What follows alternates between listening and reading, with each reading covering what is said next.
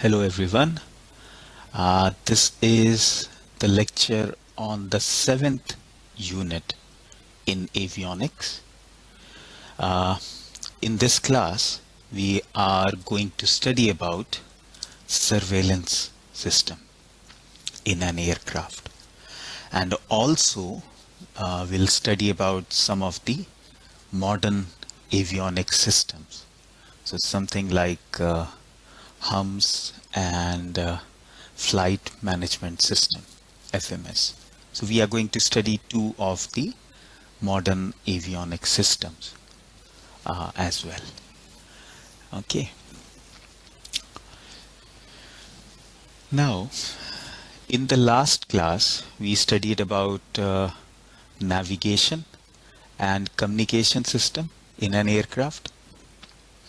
So after navigation and communication with the aircraft in the sky, the next requirement is surveillance.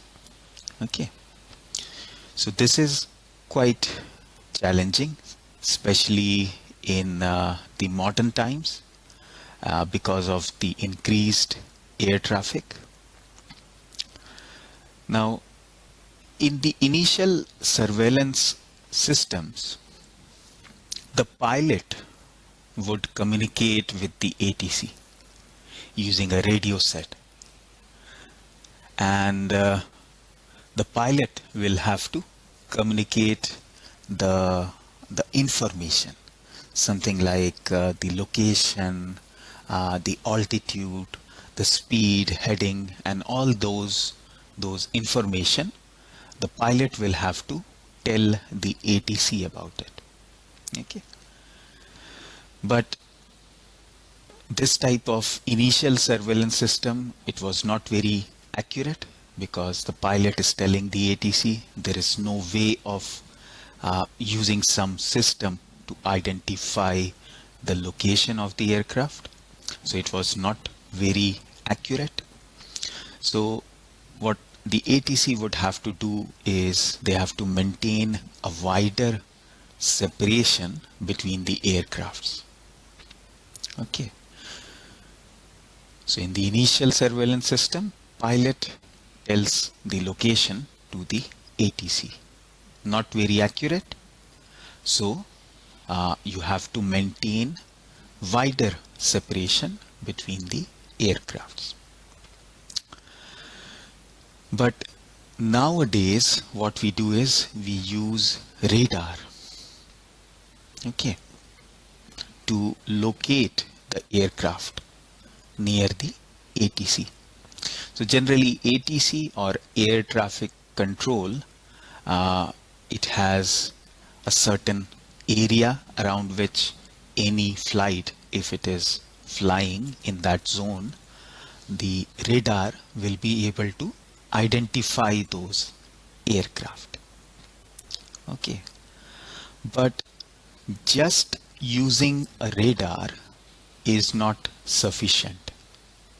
Reason is because if the radar can only identify the aircraft, okay, it can locate the aircraft, but it cannot distinguish if it is a friend or a foe. So foe means enemy. So it cannot distinguish between a friendly and a enemy aircraft. A simple radar. Okay. So we still use radars, but now instead of a single radar, we use two radars. Okay. One for locating the aircraft in the ATC zone, and the second radar is used to identify the aircraft, whether it is a friendly aircraft or a enemy aircraft.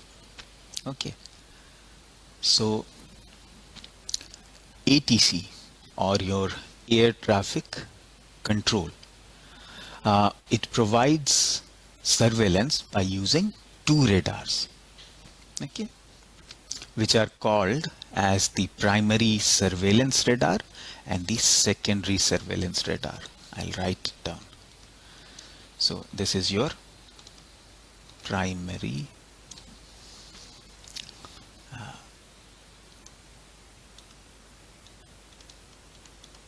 surveillance radar, and SSR, it stands for secondary surveillance radar.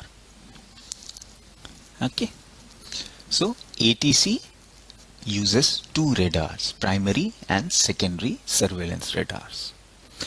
Now the PSR, or your primary surveillance radar, it is used only to detect the aircrafts flying in its airspace. Okay, so any aircraft that is flying within the ATC airspace or ATC zone can be identified by your primary surveillance radar. Okay, so the working of radar, I'm assuming that you all know about it. So basically the radar will send out a radio signal, and if there is any aircraft, that radio signal will be reflected back.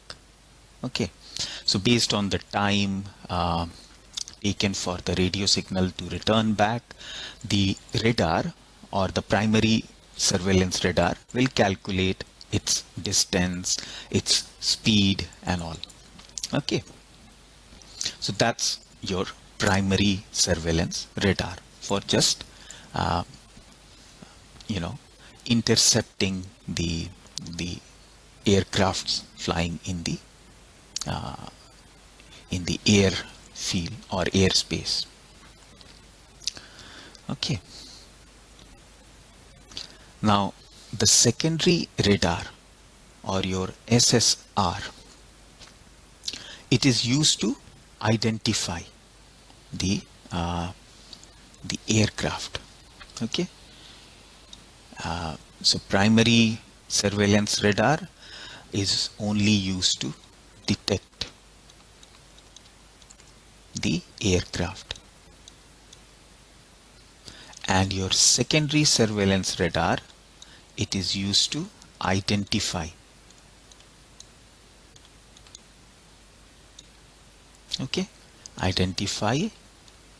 friend or foe. Okay, either it is a friendly aircraft or basically the identification of the aircraft, right? So the secondary surveillance radar is used to identify the aircraft. Therefore, it sends an interrogation signal. Okay, so this is your secondary surveillance radar. So it sends out an interrogation signal, which is received by your aircraft. Okay, and there is a transponder in the aircraft. Okay, so the work of transponder is to receive and transmit the receive the interrogation signal and transmit the reply. Okay, so that transponder will receive this interrogation signal and then send out a reply back to the secondary surveillance radar. Okay, so in the reply, the signal will include informations, all the identification information.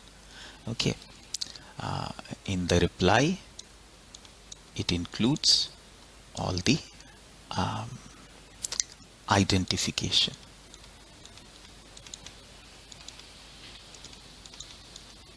Okay, so something like the flight number, like CZ 3739, right? China Southern, some 3739, something like that. So that identification or the flight number is sent on the reply signal, and along with the identification, it also sends the altitude. Okay, to the secondary radar. right? So both these primary and secondary radars, they are synchronized, okay, and their information, they are displayed together on a radar scope, okay. So primary surveillance radar, it only detects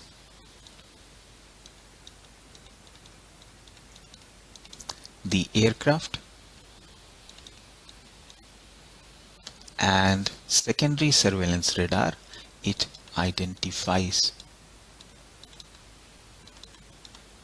the aircraft, that is something like the flight number or any identification number, and the altitude, okay, is sent, or that information is collected by your secondary surveillance radar, and they both are synchronized or combined together and displayed on the radar scope. So you would find something like a dot with the flight number and the altitude, okay, 4K, something like that, the altitude 4,000 feet, okay. So you would get that displayed on your ATC radar scope.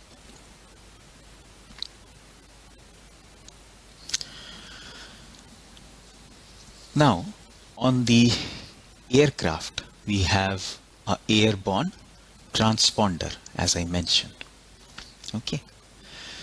So sometimes this airborne transponder, it is called as IFF, right, which stands for identification, friend or foe, and sometimes it is also referred to as SSR, that is your secondary surveillance radar, right? So depending on the work it does, the ATC transponder, sometimes it is called as IFF, that is your ATC transponder, it identifies friend or foe, and depending on the name of the radar it is sending the signal to, it is called as, it is also referred as SSR, okay. So there are multiple names for this transponder, okay. So basically this IFF or airborne transponder, it is used to send the reply back to the secondary radar along with the identification information, okay. So this airborne transponder sends reply to SSR along with the identification.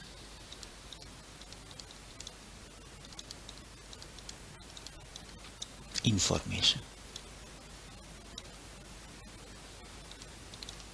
okay. Now this airborne transponder, it has some components or the main elements. They are the control unit, okay. So in the diagram you have the control unit there, and ATC transponder control unit, which is used for selecting different modes and response code. So this transponder, it can be operated in different, basically 3 different modes, okay. and the response code. So generally every aircraft is given some code to identify it. So that particular response code is generated by your controller. Okay. Then we have a dedicated transponder, ATC transponder. So, which is used to detect and process interrogation signal and send the reply. So this transponder will detect and receive the interrogation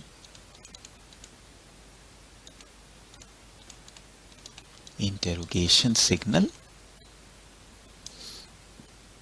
and send reply. Okay. And then obviously you have the ATC antennas, or simply you can call them antennas. Now generally we use two antennas which are installed, one on the upper side and one on the bottom side of the aircraft.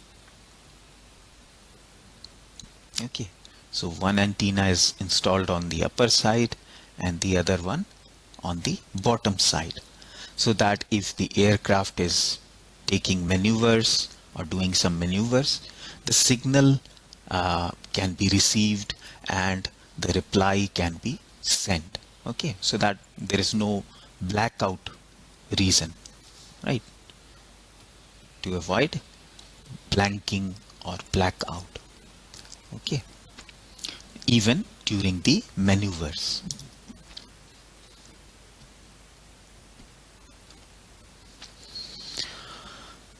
Now the interrogation signal is transmitted at 1030 megahertz. Okay, so your interrogation signal is transmitted at 1030 megahertz by obviously the secondary surveillance radar. Okay, and the transponder, it replies at a dedicated and a different frequency of 1090 megahertz. Okay, so both the interrogation signal and the reply signal, they have their own dedicated frequencies. Okay, so this is done to avoid tuning, right, and ensuring that the aircraft do respond. Okay, so we are trying to identify the aircraft. Okay, and that is why we assign a specific frequency, so the pilot doesn't have to tune the radio or to receive those signal. It is dedicated, so you can have a dedicated receiver or transponder which receives a specific frequency. You don't have to tune it, right? So that way you can avoid missing the interrogation signal. Okay, so these frequencies are specific or dedicated to avoid tuning and ensuring that aircraft do respond. Okay, because if the aircraft does not respond, in that case the ATC, the ground station, will assume that it is a enemy aircraft, isn't it? So that is why we have specific frequencies. So pilot does not have to tune to receive these frequencies. Okay. Now the transponder can respond in 3 different modes. Okay. So you have mode A, mode C and mode S. So S here stands for select.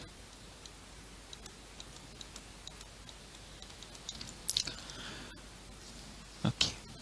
Now mode A. So in mode A, 4-digit octal identification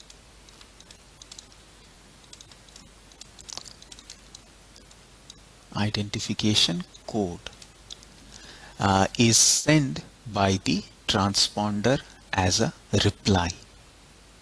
Okay, so each aircraft is assigned a 4-digit octal code by the ATC. Okay, so all over the world, the ATC will know using or by referring to the 4-digit octal code. Any ATC around the world can identify that particular aircraft. Okay, so that code is specific to that aircraft, right? So in mode A, only the identification code is sent by the transponder. In mode C,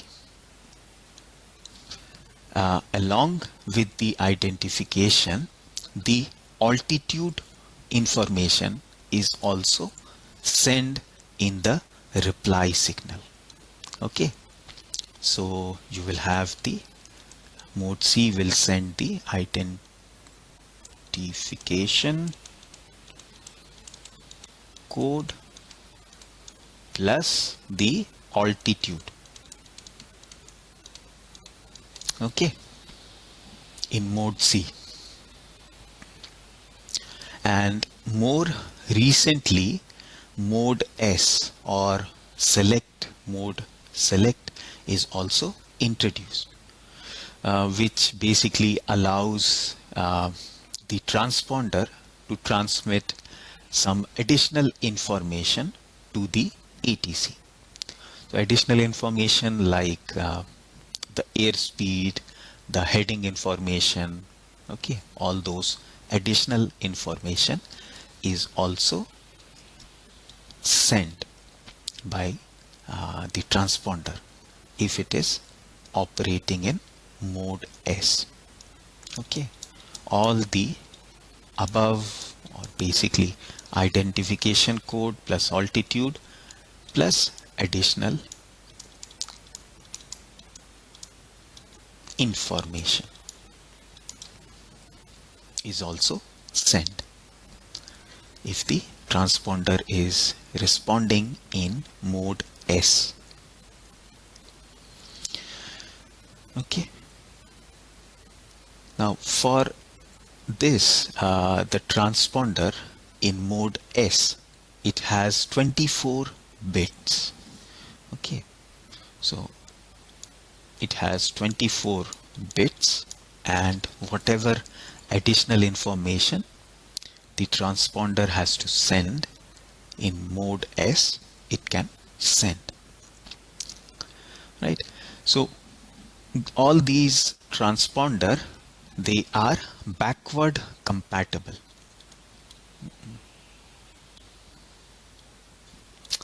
Let me write it down in a different place. So all these, they are backward compatible.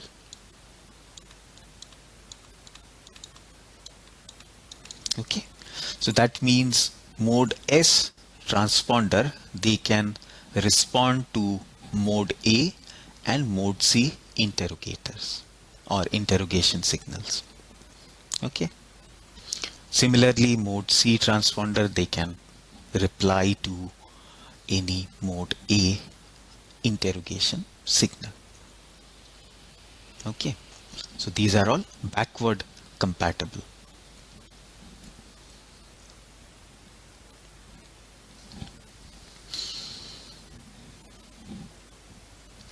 Now, the next type of surveillance system is your TCAS,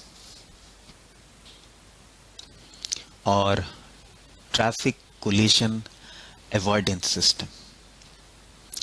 So which are installed in the aircraft to avoid collision, and is mandatory for all the aircrafts flying at an altitude above 10,000 feet or within 30 miles of any major airport.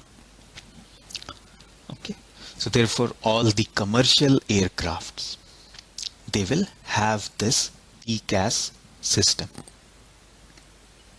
Okay, because obviously they all fly above 10,000 feet, and they definitely land in a major airport. Yeah. Now, this TCAS, it was developed in 1960s or 1970s as a prototype, or you can say in the experimental form.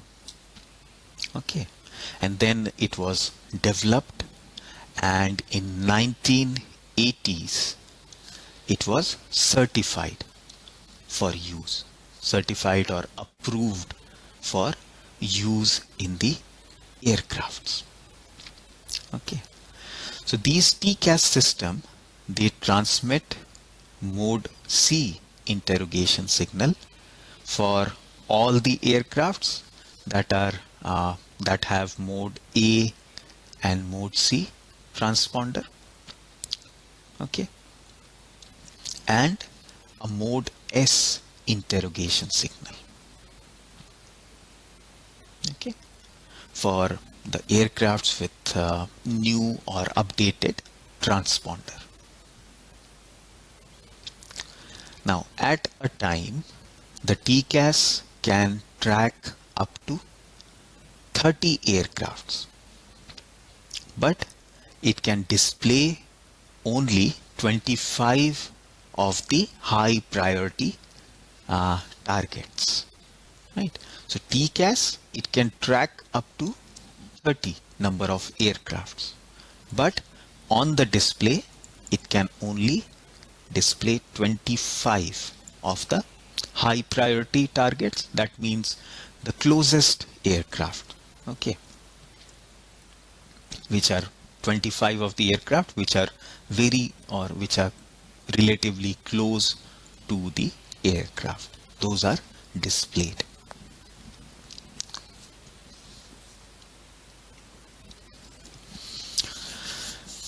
Now, TCAS system, it consists of a radio transmitter and receiver and a directional antenna, a computer, and a flight deck display. Okay, so those are the parts of your TCAS system. Now, when an aircraft receives a TCAS interrogation signal, it replies. Okay, the TCAS computer determines. So this is your TCAS computer unit. It determines the range or the distance from the aircraft based on the time taken to receive the reply. Okay, so this computer, TCAS computer, it will calculate the distance from a nearby aircraft depending on the time it takes to receive the reply. Okay, So it uses like your distance is equal to speed multiplied by time. So in this case, you are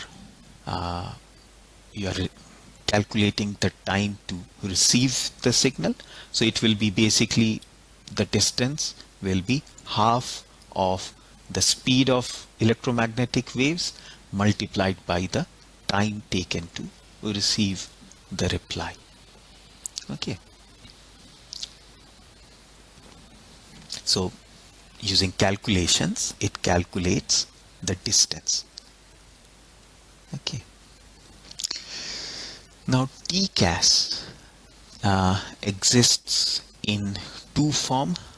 So you have TCAS 1, okay, and you have TCAS 2 as well.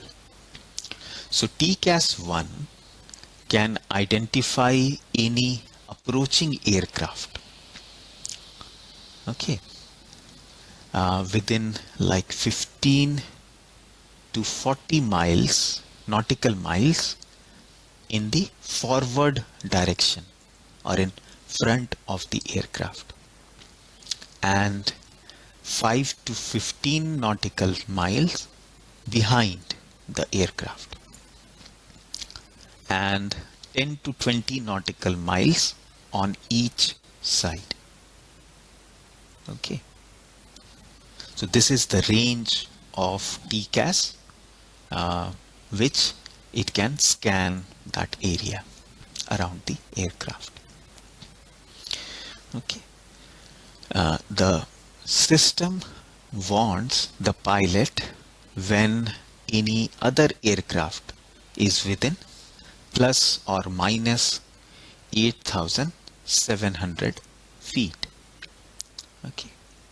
So TCAS system will warn the pilot if any aircraft is within 8,700 feet. It displays a visual warning that is in form of like flashing lights, and 20 to 48 seconds before the point of closest approach, that is somewhere in this yellow region, yellow or red region in this diagram. Okay, so if any aircraft is in this region, the TCAS will generate a visual warning. Okay. Now there is a shortcoming or a limitation of TCAS 1. Okay, and that is this TCAS 1 does not provide any solution or advice on what should be done to avoid the collision. Okay, so TCAS 1 can only identify if the aircraft is too close, okay, or within this 8,700 feet distance or around the aircraft. Okay, it does not tells the pilot what can be done to avoid the collision. Okay, so that's the limitation here. So therefore we developed another system which is your TCAS 2. We modified it. Okay, so now this TCAS 2 determines the relative motion of the two aircrafts, and based on that it can determine an appropriate course of action to avoid collision. Okay, so based on the relative motion between the two aircrafts, it can suggest the pilot an appropriate course of action or appropriate way or method to avoid the collision. Okay. Now this TCAS 2, it provides a resolution advisory. Okay. or in short we call it RA, to avoid the collision. So this RA is issued via mode S, okay, and advises the pilot to make necessary maneuvers for avoiding the collision.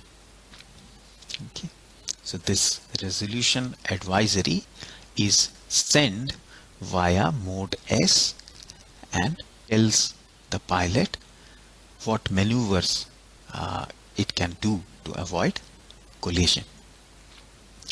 So generally the RA is issued when the point of closest approach is between 15 to 35 seconds, right? That is, in a way you can say 15 to 35 seconds before the collision. Okay, so in this red region your RA is issued. So if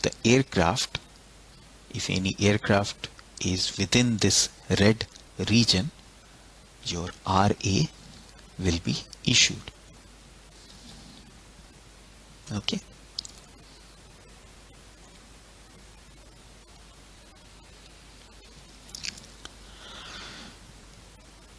Now, the next type of surveillance system is called as your ADSB, which stands for Automatic Dependent Surveillance Broadcast System. Okay, Automatic Dependent Surveillance Broadcast System.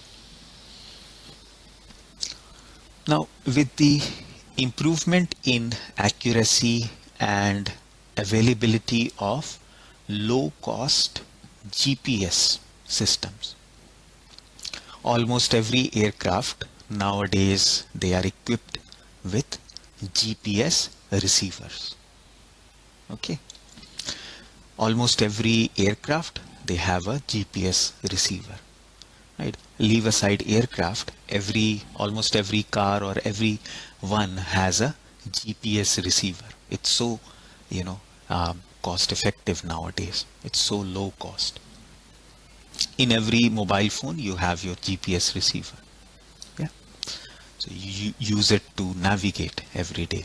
So same way your aircrafts, all the aircrafts, they have a GPS receiver. Okay, so this ADS system uses GPS information to locate all the aircraft relative to its position. That is, all the aircrafts around it. Okay, and now along with the aircraft location, other informations like the ground speed, vertical speed, intended course and aircraft identity is automatically broadcasted to all the nearby aircrafts. Okay, so ADS system basically it uses GPS to identify the location of the aircraft or GPS coordinates of the aircraft and broadcast or send it to any aircraft around it. Okay, and along with those GPS coordinate, it will send some additional informations: ground speed, vertical speed, intended course and the aircraft identity. So all these information they are broadcasted, okay, to all the nearby aircrafts. So broadcasting means something like radio broadcast or television broadcast. Anyone with a television, they can receive or watch that particular broadcast. Okay, so if you have a television or a radio set, you can listen to the radio broadcast or television broadcast. So similarly, here also anyone with a ADS transponder, they can receive that signal or those information. Now, the only shortcoming of this ADS-B system is that it requires a reliable data link with the satellite. Okay, because ADS-B system, they rely on the GPS coordinates, which is given by your GPS satellites. So you should have a reliable data link with the satellite. Okay. Now ADSB, they use VHF data link, okay, which is called in short as VDL. So VHF data link. Okay. Now mode S, extended squatter signal and universal transceivers, or again UAT system, they are used in ADSB. Right. Now this universal transceiver system or UAT, it is a time division multiple access or TDMA system.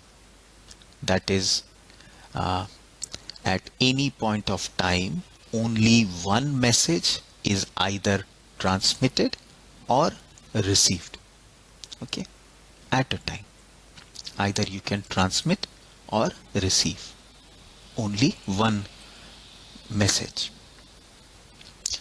Right. Now the basic UAT frame, it has a length of 1 second and is transmitted at a rate of 1 frame per second. Okay. Now each frame, they has 3200 or 3200 message,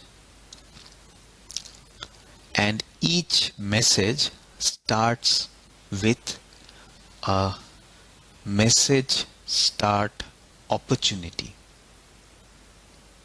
Okay, so MSO, it stands for message start opportunity.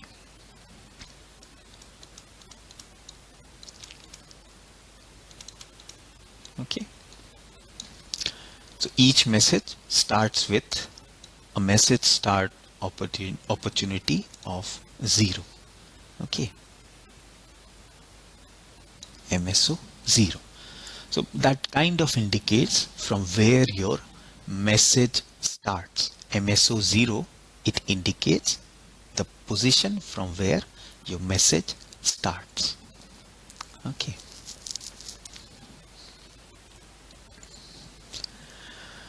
Now the ADSB message, it consists of header and aircraft status information.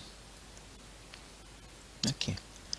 Now the first 6 millisecond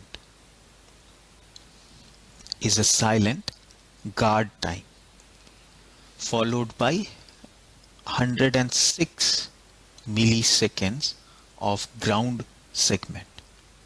Okay, so this ground segment is of 704 MSO.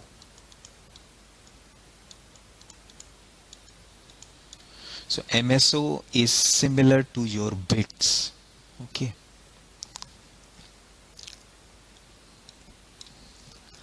Out of the total, if you calculate, you have a total of 3951, and you start from 0.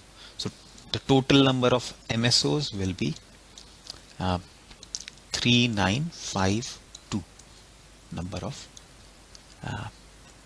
up to here.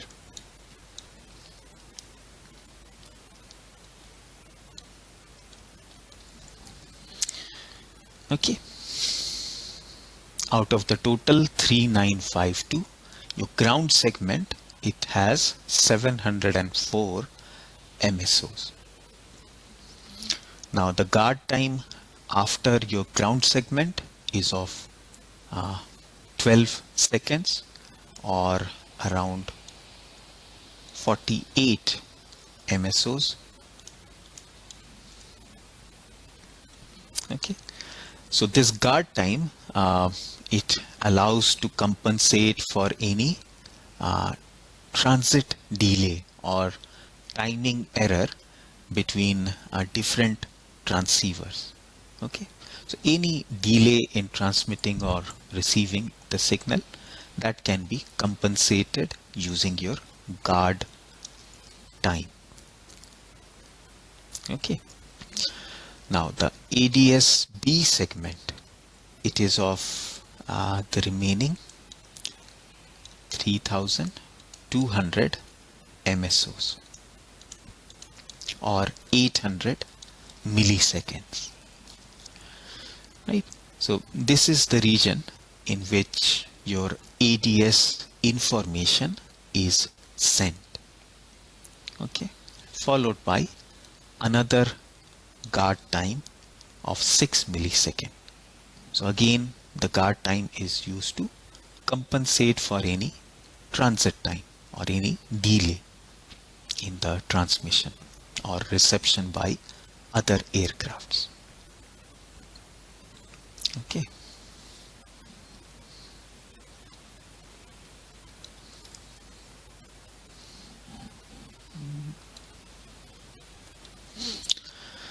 Right, so this is your ADSB transceiver. Okay, transmitter plus receiver, so it does both the jobs. Now you have your GPS receiver. So every aircraft will have a GPS receiver, obviously, to determine the current position. Okay,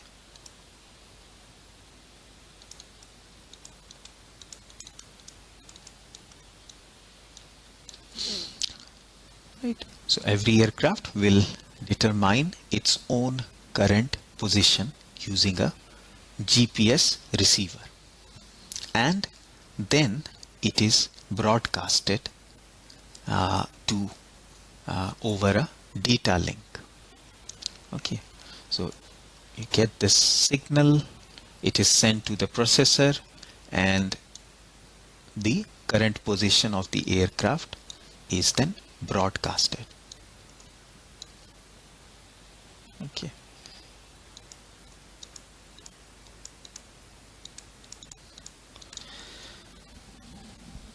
broadcasted to all the other aircrafts around the aircraft, around your aircraft. Okay, as well as this GPS signal along with the other aircraft, it is also sent to the ground station or your ATC. Okay,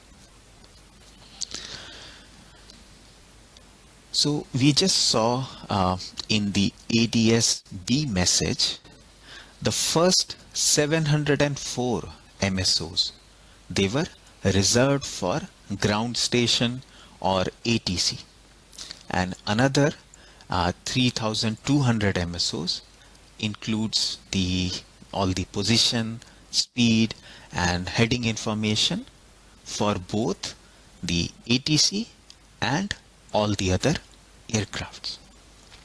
Okay, now this position information, it is transmitted at a fixed rate determined by your ADSB unit. That is, it does not require any interrogation signal.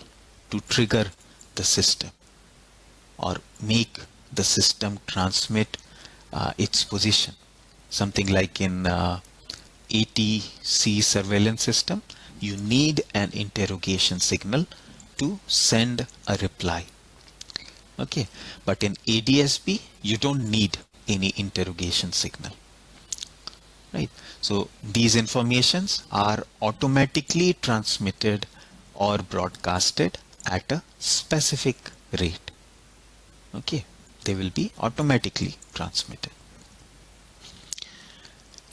Now the ADSB processor, this processor in the aircraft will receive two GPS coordinates. Okay, so along with broadcasting its own position and other information, it will receive a signal as well from the nearby aircraft. Okay, so you will have your current position, and this will give you the position of nearby aircraft. Okay, so this processor will have two GPS coordinates. Okay, one of its own and one from the nearby aircraft. So this processor will compare the two GPS coordinates, and using simple geometrical calculations, it will determine the range and the distance from the nearby aircraft. Okay, it will determine the range and distance from a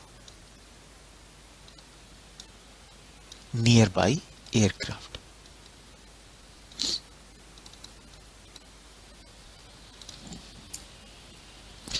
Okay, so generally you will receive multiple GPS coordinates from different aircrafts, right? So from all the aircraft, the processor will compare all the GPS coordinates from all of them, and if any aircraft is too close or it is closing in, right, the ADSB system will alert the pilot, again using both the audio and visual indication. Okay,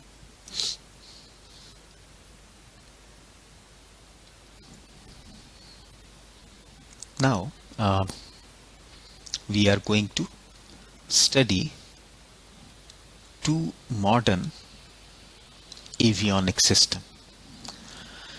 So both of them, they are complex monitoring system. Okay, one of them is for the helicopter, and we call it hums. Okay, so these are used for helicopters,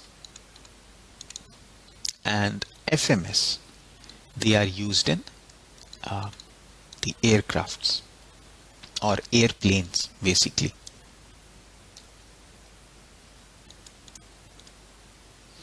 Okay, both of them, they are monitoring system. Okay, so let's start with the first one, hums. So hums, or health and usage monitoring system. In short, we call it HUMS.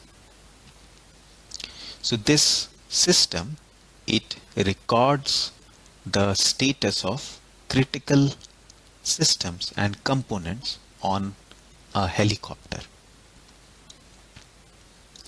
Okay, it records the status of critical systems and component on a helicopter for early detection of any progressive defect, right? So progressive defect, that means defects which are not severe now, but they can cause further problem if they are not fixed. Okay, so they are kind of evolving defects which are not very severe at the moment, but they can lead to further catastrophic problems in the future if they are not fixed. Okay, so it's kind of a health monitoring and early warning system, your HUMS.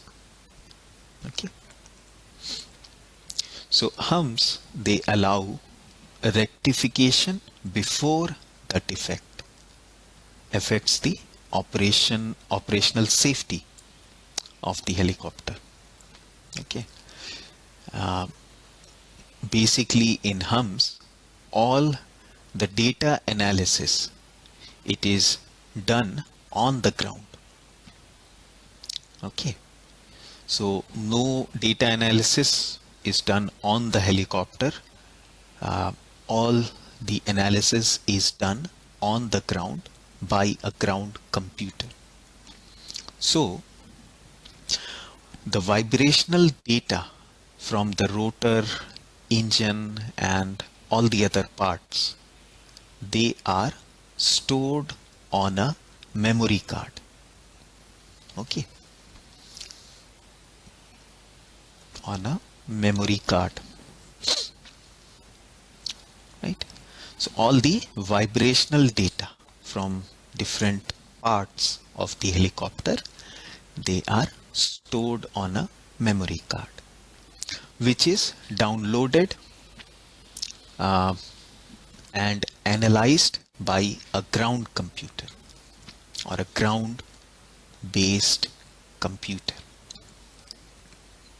Okay, so after the helicopter returns from its sortie or flight, all those vibrational data is downloaded and then analyzed using a ground based computer.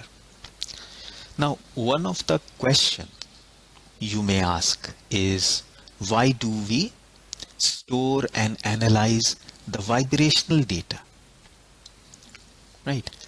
Why only vibrational data? Now, to give you an example, if you have a car which you have been driving for a long time, or even an experienced mechanic, car mechanic, can identify the problem in the car from its engine sound, right? So sometimes, like if you're driving your own car, you can, from the noise of the engine, you can identify, oh, there is something wrong with the engine. Okay, so you can identify the problem based on the sound or the vibrational data. Okay, and similar kind of thing is done for the helicopters also.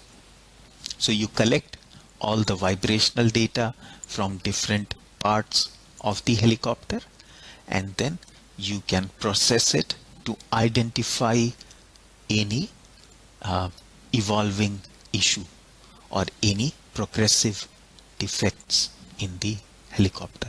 So all these vibrational data, they are very important. Okay.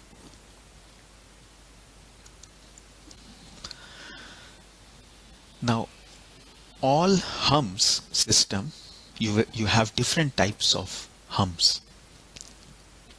Okay, so all the HUMS systems, they are more or less similar. They have a variety of sensors installed on different location of the helicopter.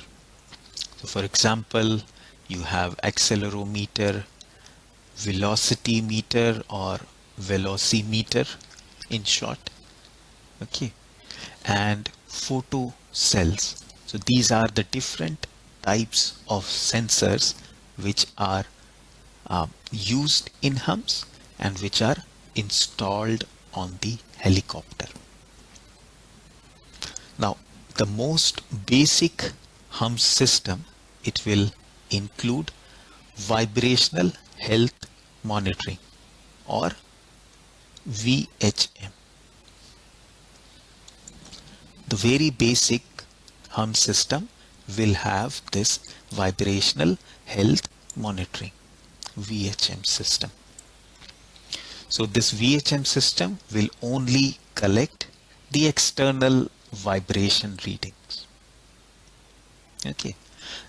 Now a more complete hums system will also collect data from the engine. Okay. And it includes your engine data collection unit. Engine data collection unit, or in short we call it EDU. Okay, so a more complete hum system will also collect some data from the engine, and advanced hums system will collect the airframe data and the cockpit voice for a complete picture of the flight activity as well as the aircraft health. Okay, so advanced hums system will collect the airframe data. So you have frame data recorder FDR and cockpit voice recorder CVR. Okay, so obviously you all know that the voice within the cockpit is also recorded just to analyze like what decisions the pilots have taken, and like if they have made a bad decision or a good decision based on different circumstances, right? So overall, in the advanced hums system, you will have more amount of information. Okay. Now an example of AB139 hum system, it is shown in this figure. So you won't be asked to draw this figure and label it, but you can be asked to write a short note on the hums system. Okay. So hums in itself, it's a very lengthy topic. If you go deeper, you will have to study about all the complex systems installed in the helicopter for collecting those vibrational data. Okay, but we are only discussing about hums in brief to give us an idea about it. Okay, now the basic operation of hums, it includes data acquisition from different sensors and transferring them to ground station. So transferring of data, it can be done either manually, right?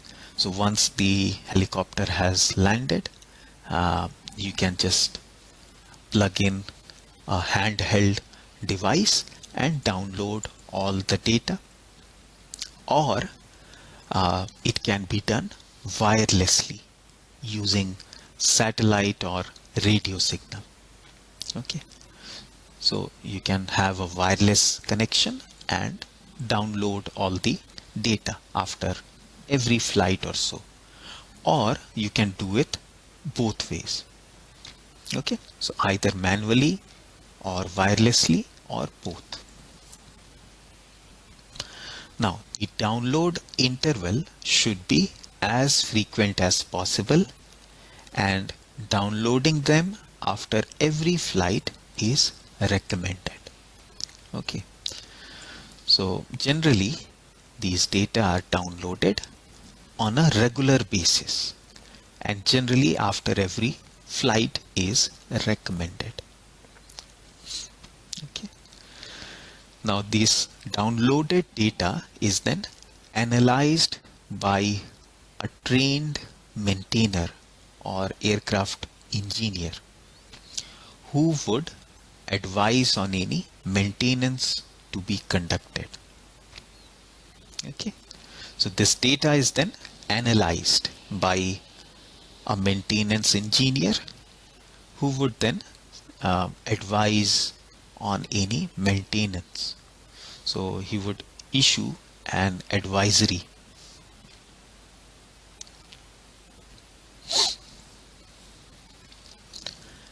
Now, the HUMS system itself will also analyze the data automatically, okay, and suggest some maintenance flag or some error flag for the engineer. But obviously there are some chances of error, okay. So to avoid it, before conducting any maintenance, the maintenance engineer validates the data by cross-checking it with another sensor data or adjacent components. So if any components, let's say any component is flagged by your HUMS system for maintenance, what you could verify it by looking at the adjoining or connected component or the output of any connected components. So the connected components or your adjacent components will also have some heightened or unusual reading, right? So you can verify that, right? So you can verify if HUMS is giving me some error and the adjoining component is also having some unusual readings. So you can verify that yes, this component needs replacement. Okay, so that's how your maintenance engineer, before issuing any advisory or before conducting any maintenance, he or she has to verify whether that maintenance is needed. Okay, and the final step is for the maintainer or the maintenance engineer to perform a manual check on the faulty component before suggesting any maintenance. Okay, so after verifying all the components, the maintenance engineer will manually or physically check the faulty component and conduct the repairs. Now there are several benefits of using HUMS. So some of them I have mentioned in this slide. For example, HUMS, it supports accurate identification of faults prior to catastrophic failure. Okay, so you can identify any faults before a failure occurs. Okay, so before that only you will be able to identify any fault and fix it. So this obviously HUMS system, it helps in making informed decisions, right? So based on the sensors data, you can make your own decision whether to replace a particular part or not. Okay, and lower risk of failure in flight. So obviously if you are able to identify the fault before any failure, you can lower the risk of failure during flights. Yes, using humps and more efficient maintenance. So using hump systems, you can, identify the specific components which needs replacement or maintenance. So your maintenance process itself is more effective. Okay. And reduction in downtime of the aircraft. So you are kind of repairing the aircraft before any failure, so you can reduce the downtime of the aircraft, right? Effective planned maintenance action, obviously. So you can plan your maintenance based on the humps system, and prediction of fault based on historical data and specific aircraft data. So generally in the humps system, you obviously it is used for maintenance and identifying any fault.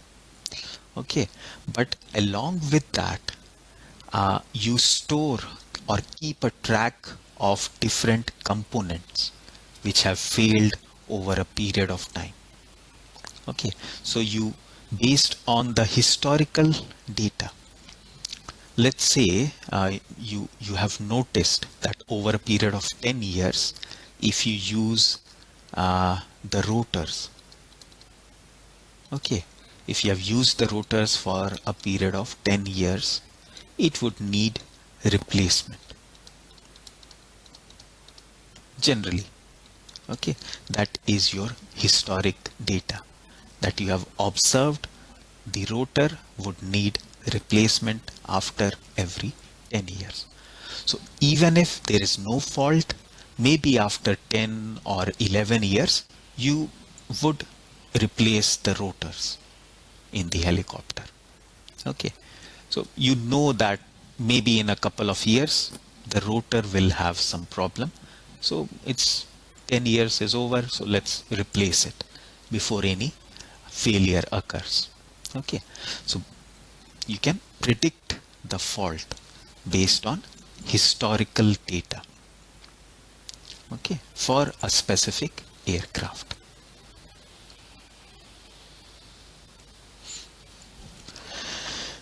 Now, the next modern aircraft system is the flight management system, or FMS in short. Now this FMS is one of the key or main avionics system in most of the modern aircrafts, and plays a very significant role in reducing the workload of the pilot. Okay, so FMS system, they significantly reduce the workload of the pilot.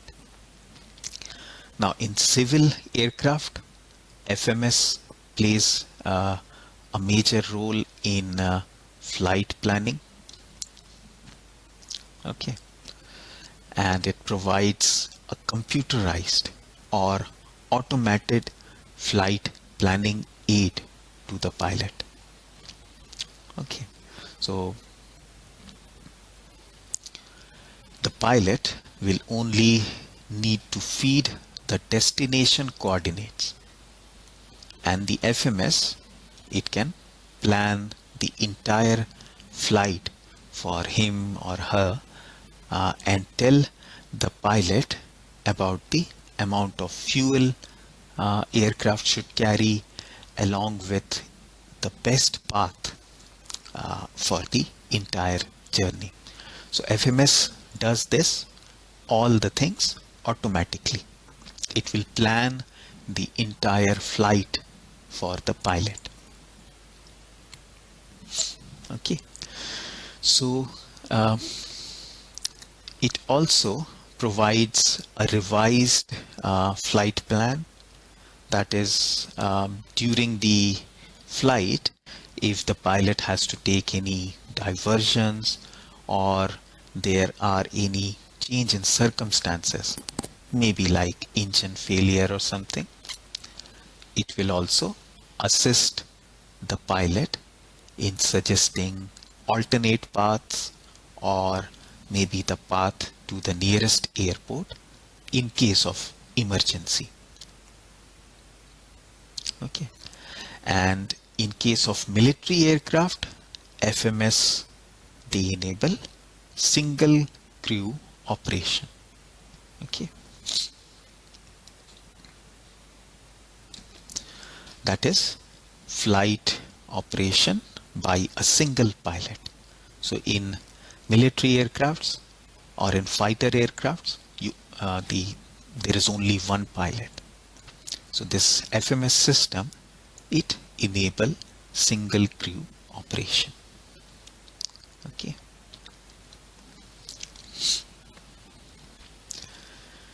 Now the FMS, it collects navigation data from different sources like your INS, instrument navigation system, GPS, VOR, DME and ILS. We have studied about these in the previous class, right? So this FMS system, it collects all the navigation data from different sources and process them to provide accurate and automatic navigation. Okay, so it collects data, navigation data, and provide a most accurate navigation, automatic navigation to the aircraft. Okay, that means the FMS system allows operating the aircraft in autopilot mode, right? And it provides path guidance to optimize the flight path. That is, which path or the best path to take during the flight. Okay, so using the navigation data, the aircraft can be literally flown in autopilot mode or automatically, right? And it can also assist the pilot in planning or optimizing the flight path. Optimizing means the best path. Okay, so it allows the pilot to select the best path. Now the FMS also keeps a track of engine data, and it can control automatically the engine thrust and the speed of the aircraft. Okay,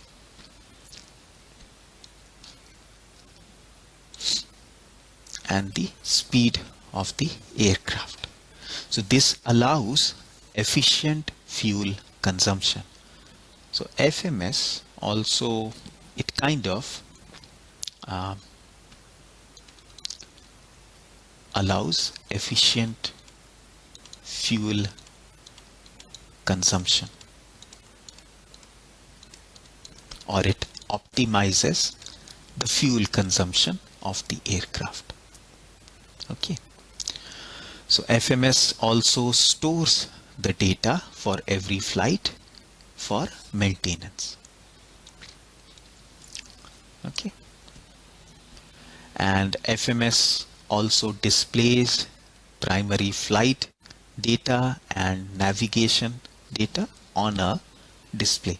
So along with controlling or automating all those things, the flight path, the autopilot mode, and fuel consumption, so it controls all of that.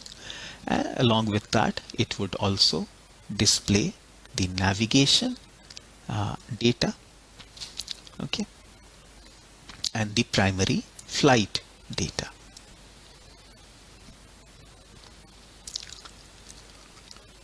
Now, in an aircraft, you have two independent FMS systems.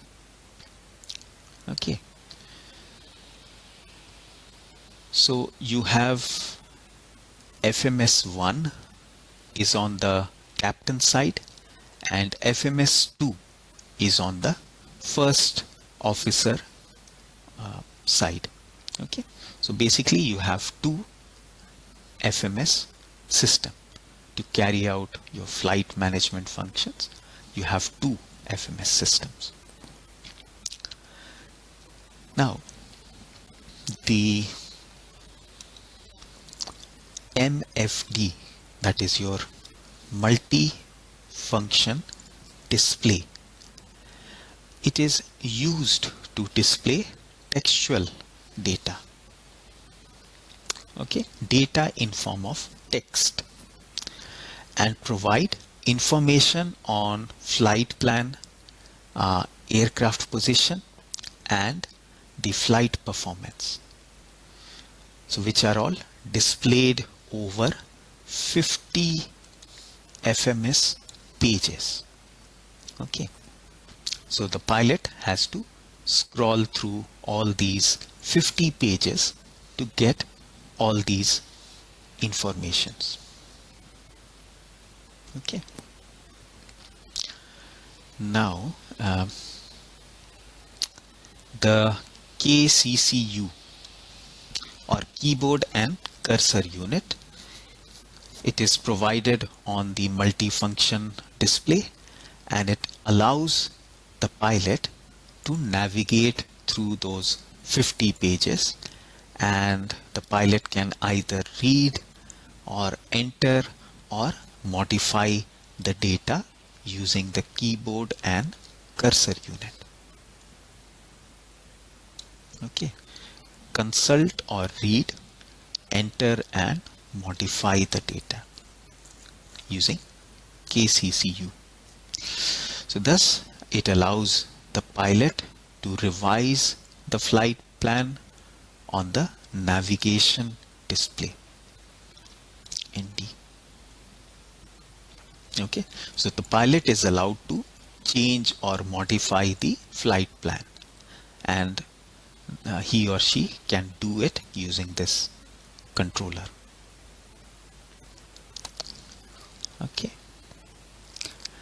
the next part in your FMS system is the electronic flight instrument system control panel, or EFIS CP in short, which allows the pilot to control the graphical and textual information displayed on the navigation display and primary flight display. Okay, so on the navigation and primary flight display, using this EFIS CP, you can adjust and control all the informations.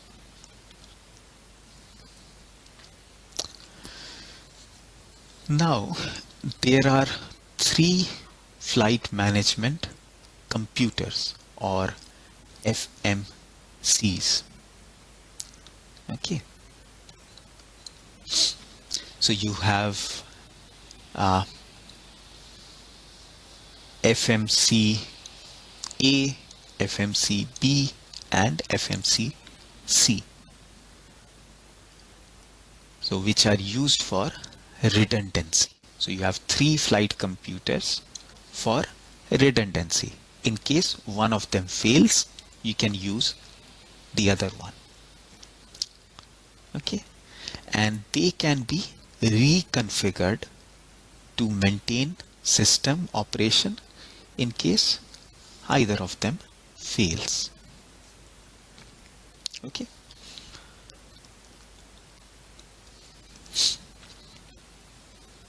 now based on the configuration of the three computers, FMS can be operated in three different modes.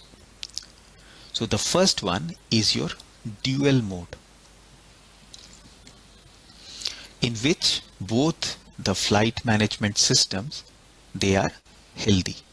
Your FMS1 and FMS2, they are operational or healthy. So in this case, the FMC, the computer FMCA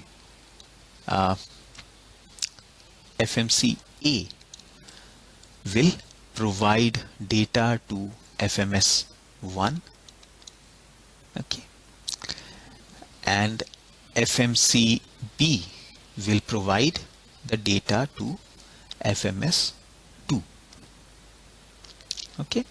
However, one of the computer, or this FMCC, acts as a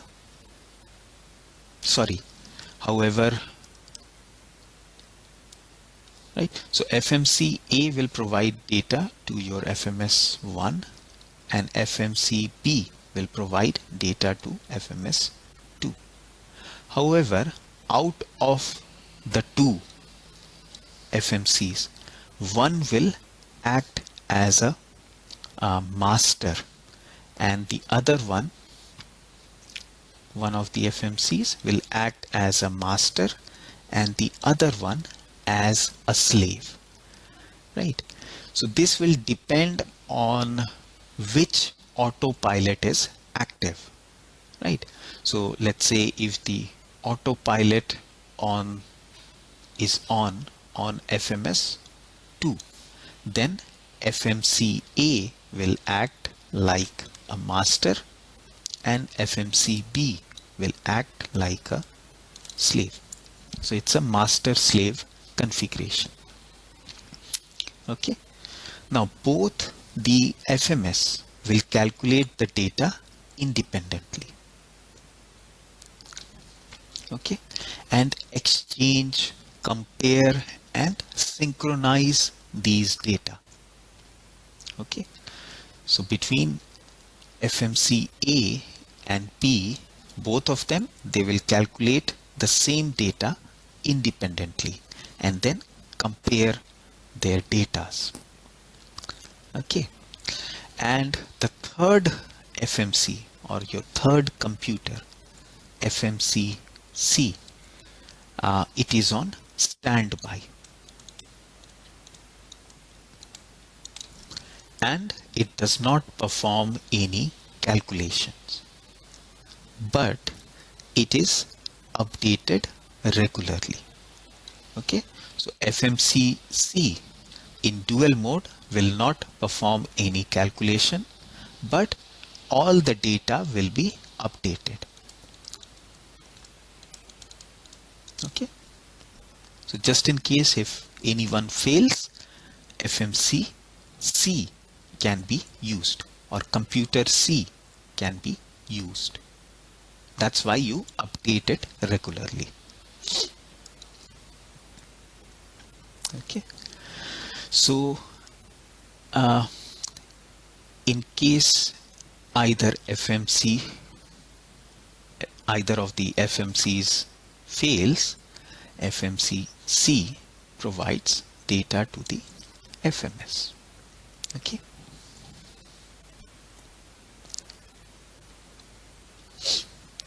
Now the second mode is the independent mode, in which FMS1 and 2, they are both operative, but they do not exchange data with each other because they have a disagreement on one or more data. Okay, so if they have some disagreement on some data, then both the FMS, they will start operating in independent mode. So for example, both FMS, they calculated the position, but their calculated values, they are different. Then your FMS will start operating in independent mode.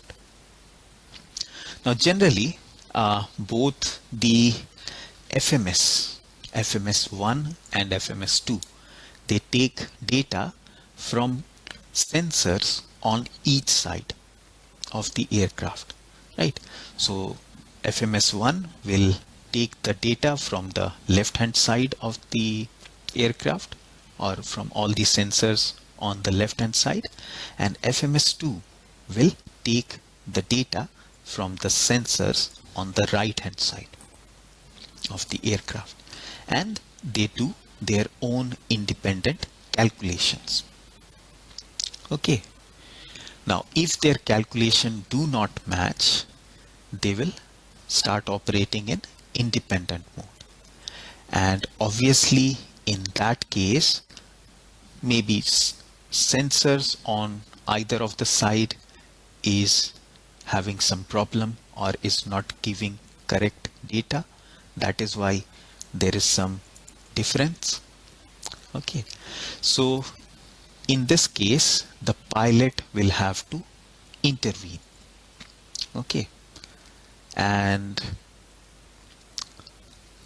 the pilot will have to verify this using the other instruments or indicators in the cockpit. Okay.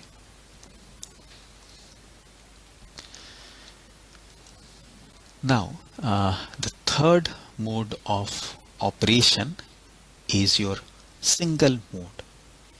So in single mode, where 2 out of the 3 computers or FMCs, they have failed. Okay, and as a result, only one of the flight management system is operational. Okay, so in this case 2 of the computers, they have failed, so only one computer is operational. That means FMS number 2 is only operational. So in this case, data from the operational FMS is displayed to the flight crew by using a source select switch.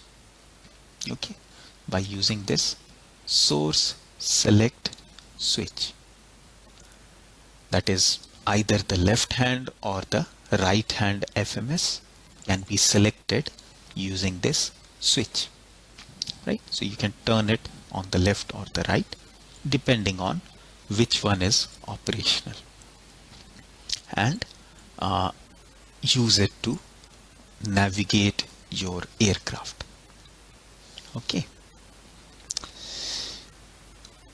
so these were all the topics that I wanted to discuss in this class.